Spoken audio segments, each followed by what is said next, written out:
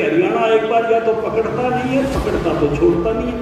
और आपको तो ऐसा पकड़ लिया कि यहाँ 700-800 तो यहाँ है, 3 जगह और विदाई है, 3-4 हजार आदमी तो आपकी विदाई में शामिल होने वाले हैं। ऐसा जबरदस्त कनेक्ट, ये खूबी है। सच में आपने हवा की तरह काम किया, जो दिखती नहीं है लेकिन जिसके बिना वैसे तो विद्यार्थी परिषद के काम को देश में कैसे बढ़ाया जाए, इसी का सारा भाषण करते थे। और सुरेश भट्ट जी ने भी आज अपने उद्बोधन में भारतीय जनता पार्टी हरियाणा में काम कैसे बढ़े अच्छे कार्यकर्ता के रूप में, उसी का सारा उद्बोधन किया है। यानी अपने विदाई भाषण में भी चिंता है तो काम की है, पद्धति की है, उन क्षेत्रों की है जहाँ भी आपने कमल खिलाना है। और इसी रूप में श्वास पर श्वास जिसके संगठन चलता है उसी को संगठन मंत्री कहते हैं। क्योंकि बाकी तो कोई बात होती नहीं, गृहस्थी आदमी तो सांसों में तेरी सांस मिले तो कोई और बात भी कर सकता है।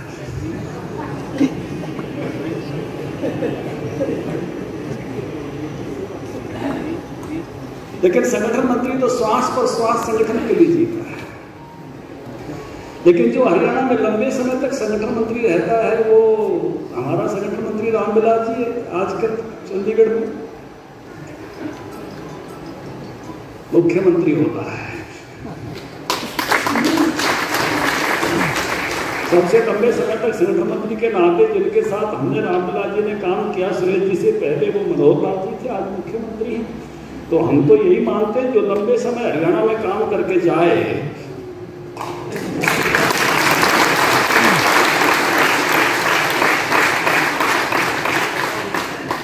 और जो हमारे यहाँ प्रभारी उस रूप में भी काम करते हैं, कोई मध्य प्रदेश में और कोई तो दिल्ली आड़ी गली में। और ये रामविलास जी ने बता दिया कि हमको ये नहीं है कि हमको यहीं से भेज देंगे, जब आपका चुनाव लड़ने की बारी आएगी तो हम 400-500 जो उड़े भी पाएंगे। हम अपने फिर संगठन मंत्री रहे हुए आदमी का कोई चुनाव छोड़ते नहीं, क्योंकि हरियाणा एक बार या तो पकड़ता नहीं है, पकड़ता तो छोड़ता नहीं है। और आपको तो ऐसा पकड़ लिया कि यहाँ 700-800 तो यहाँ है, 3 जगह और विदाई है, 3-4 हजार आदमी तो आपकी विदाई में शामिल होने वाले हैं। ऐसा जबरदस्त कनेक्ट, ये खूबी है आपकी। सच में आपने हवा की तरह काम किया, जो दिखती नहीं है लेकिन जिसके बिना रह भी नहीं सकते। आपने अपने होने का प्रदर्शन नहीं किया, सहजता से, सरलता से, सौम्यता से। बड़ी मुश्किल बात होती है, बहुत राज्यों के संगठन मंत्रियों को जाना है, जैसे कैप्टन साहब कह रहे थे, काम देखा है। कई बार तो रामविलास जी हम सब भिन्न भिन्न राज्यों में भिन्न भिन्न कामों में जाते रहे हैं, कैप्टन साहब जाते रहे हैं, खुद संगठन मंत्री पार्टी बन जाते हैं।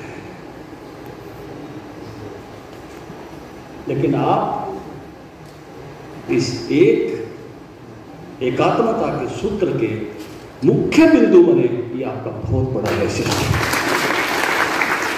छोटी बात नहीं। इस गुण की तरफ कैप्टन साहब ने भी इशारा किया। आपकी था लेना आसान नहीं था। कई बार कार्यकर्ता हमारे पास आता, पवार साहब बोला मैं पार्टी में, मैं कहा सुरेश भट्ट जी को भी मिला। मैं पूछा मिला है, बोला मेरा तो कुछ पट्टा नहीं, मैं तो अपनी बात कह रहा।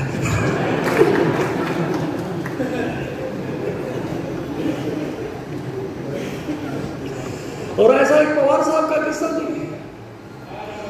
वेदपाल जी की बात हो, जिसकी भी बात हो, जिसको भी ये कहा कि भाई, जिसने कहा कि मुझे ये चाहिए, तो हम ये कहते एक बार सुरेश जी पे भी जाया, और फिर आके कहता नहीं भाई साहब कह तो आया, मुझे तो मेरा नहीं पड़ता अभी बात।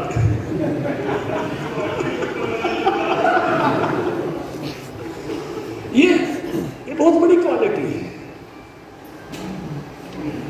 कि आप सुन लेते हो। आप निर्णय नहीं देते, क्योंकि आप संगठन का सूत्र संभाले हुए। भारतीय जनता पार्टी में निर्णय टीम करती है, आप वहां पक्षकार बनकर खड़े नहीं होते, आप वहां निरपेक्ष बनकर खड़े होते हो, और इसी ताकत के साथ आपने काम किया कि निरपेक्षता के साथ एक एक कार्यकर्ता को सब्जेक्टिव होने के बजाय ऑब्जेक्टिव होकर आपने एक एक कार्यकर्ता को देखा, और जहां उसकी बात कहने की बात आई वहां डटकर कहीं भी उसका पक्ष लिया, उसका समर्थन किया, उसको जहां पहुंचना चाहिए था वहां पहुंचाया, लेकिन सब्जेक्टिविटी के साथ नहीं, ऑब्जेक्टिविटी के साथ। अनअटैच्ड लव बहुत बड़ी क्वालिटी है। कार्यकर्ता के विकास के लिए भी क्वालिटी की जरूरत होती है, और सुरेश जी में उस क्वालिटी को मैंने बखूबी देखा है। वो ऐसे माँ या बाप जैसे नहीं थे जो लाड लाड करी जाए, वो महावीर फोगाट जैसे बाप थे जो बबीता बना देंगे। उनके पास केवल आप हेज नहीं ले सकते थे, वो जब करड़े होकर आपकी तरफ देखते, थोड़े से करड़े मुंह से बैठते, तो आपको समझ में आ जाता था भाई काम ठीक करना। केवल आप प्रेम प्रेम या अच्छी या गुड़ी गुड़ी लेकर चले जाएं, ये स्वभाव नहीं था।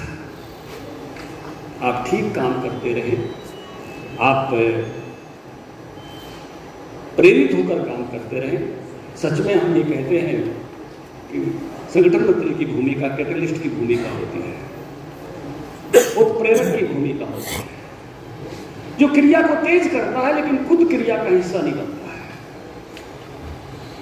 और सही अर्थों में यहाँ सुरेश जी ने कैटलिस्ट की भूमिका निभाई है।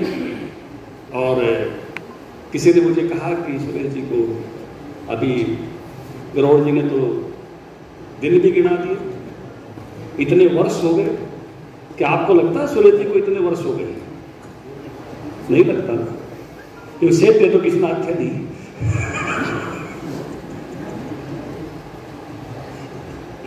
किसी कोई कार्यकर्ता आपको प्रदेश भर में ऐसा नहीं मिलेगा जो ये कहे कि मुझे उनके होने से, नहीं तो कई बार ऐसी स्थिति हो जाती है कि कद जाएंगे ये।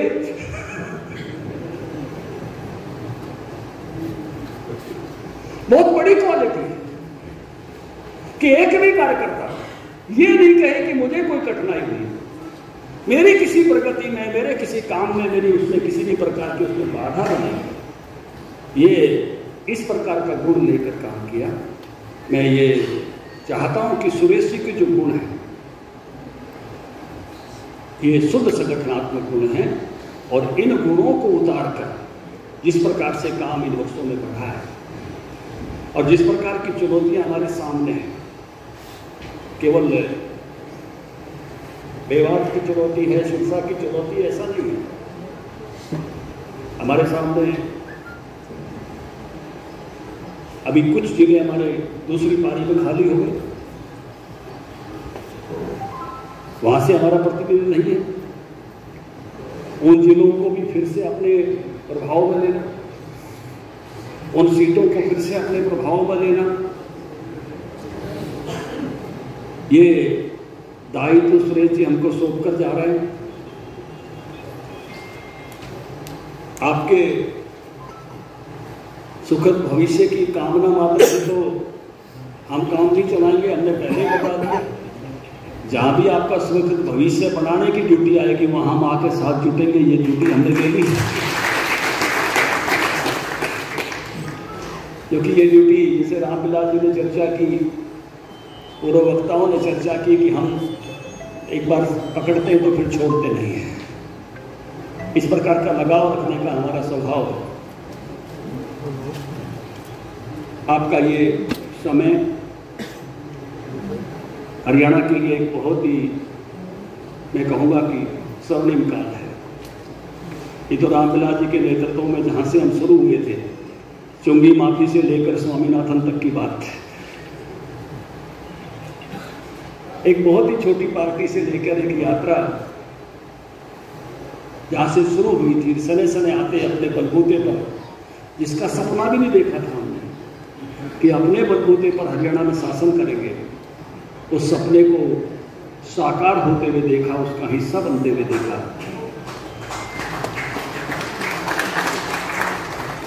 और उससे भी आगे बढ़ते हुए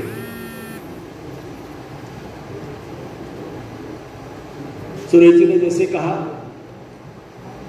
कि आपने आपका श्रेष्ठ दिया है, अभी सर्वश्रेष्ठ देना बाकी है। और मुझे लगता है कि यही सुरेश जी का संदेश है हम सब के लिए कि कार्यकर्ता अपना सर्वश्रेष्ठ दे, और अगर अपना सर्वश्रेष्ठ कोई देता है तो उसके माध्यम से जो अभिव्यक्ति होनी है, जो डिलीवरी होनी है, जिस पूर्णता को राज्य को और देश को प्राप्त होना है, उसको प्राप्त होने से कोई रोक नहीं सकता।